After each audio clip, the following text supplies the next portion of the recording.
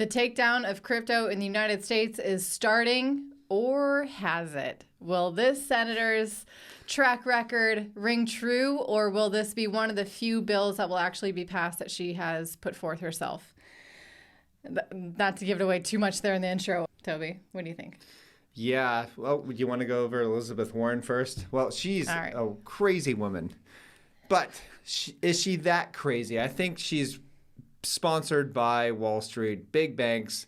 That's her job. I mean, consider that she makes $285,000 a year for her salary, but she's worth $67 million. How did she do that? I mean, she must have had some really good investments, don't you think? So what's happening here is she's a mouthpiece for Wall Street, central banks. That's it. And so she's going to put forth these crazy rules and laws, which will eventually probably come true in a different way.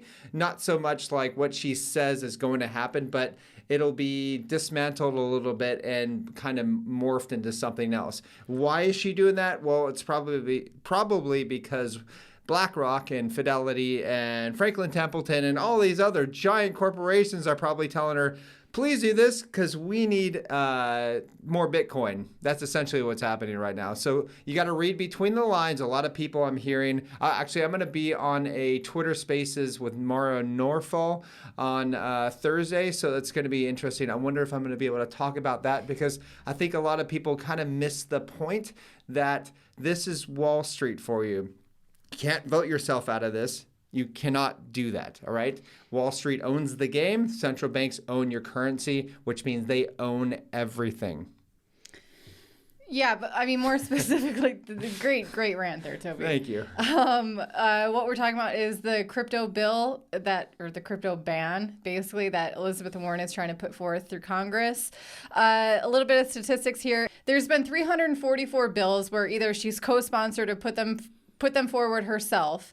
Of those bills where it's just like her solo venture out, basically, or she was the main author of them, none of them have passed. Of those that she has co-sponsored, 11 have passed. So not the best track record. I mean, come on. If you're that bad at putting out bills and you're still getting $67 million off a $280-something thousand salary, you're doing something right and something's a little off, wouldn't you say? Maybe not morally right, but right for her wallet.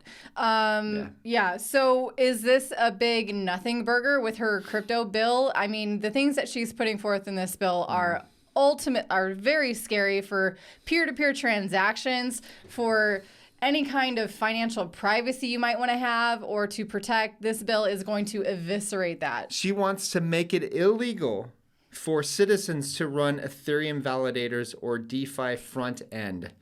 The darkest path for America and its bipartisan support. So yeah, left and right, Republican, Democrat, same crap, different piles.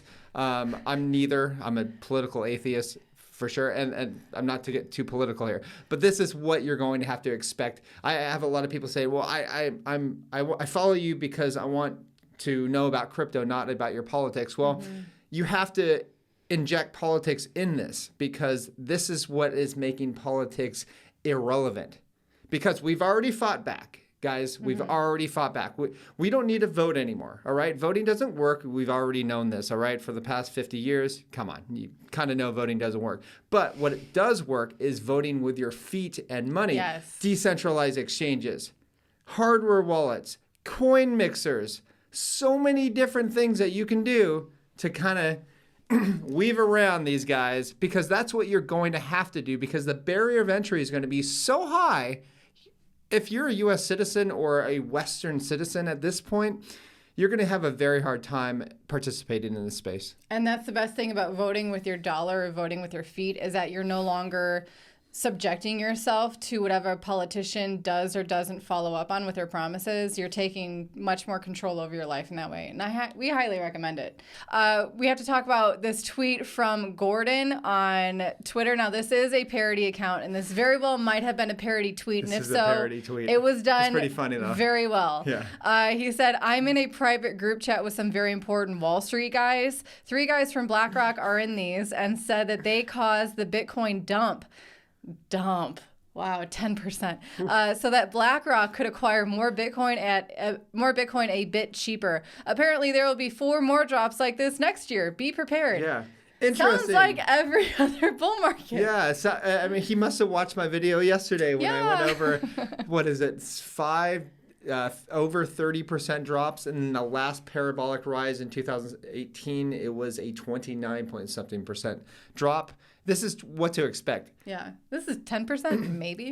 But here's the Not thing. even. What I expect is these drops are going to be much shallower because there's so much interest with these spot Bitcoin ETFs. No. I mean, I went over yesterday with Kathy Wood. She's selling her Coinbase shares and all these other different stocks just to gain access to more Bitcoin. Exactly. And if you think BlackRock isn't taking advantages of these dips to buy more because they literally have to, you should be taking the same advantage. And that's what Toby was saying too yesterday's video.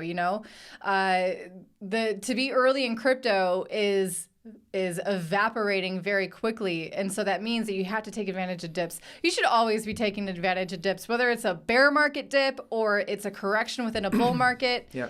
You stack more sats. I mean, we definitely took advantage of this dip. If you are a CT Club member at learningcrypto.com, you will know that we got into Injective. Go ahead and check out Injective right now. And you can check out our CT Club where we got everybody into around $2 to $3. That's now $26, almost $27 now. Yeah. So that's just one of the coins that we've gotten our members into. And I've been getting a lot of calls lately thanking me, which is, I mean, it was just, once you start investing, once you start understanding different coins, you start understanding where these coins might go, and you kind of leave others behind, which is really cool. One of my philosophies is I don't like a lot of VC-driven coins. So people, so that a lot of VCs are going to dump their coins on retail and just see you later. And I also don't like coins that are really old as well. So, for instance, dinosaur coins, except for Bitcoin. Yes, and Ethereum and Rune and Link and a couple others. Yeah. But as far as most dinosaur coins, I don't like them because they have a lot of bag holders up above, like all-time highs. And people are just going to get dumped on. That's what's going to happen. And so that's why I like coins that are new and that actually have a function and actually don't have VCs or anybody. It's great. Yeah. It's a full-time job running this channel it's a pain in the butt, but it's fun. Investigating cryptocurrencies. Yeah. And if you need those reminders, make sure you hit like and subscribe because we put out videos like this daily. And it's going to wrap it up for today's episode. Thanks for watching, guys. Bye-bye. Bye.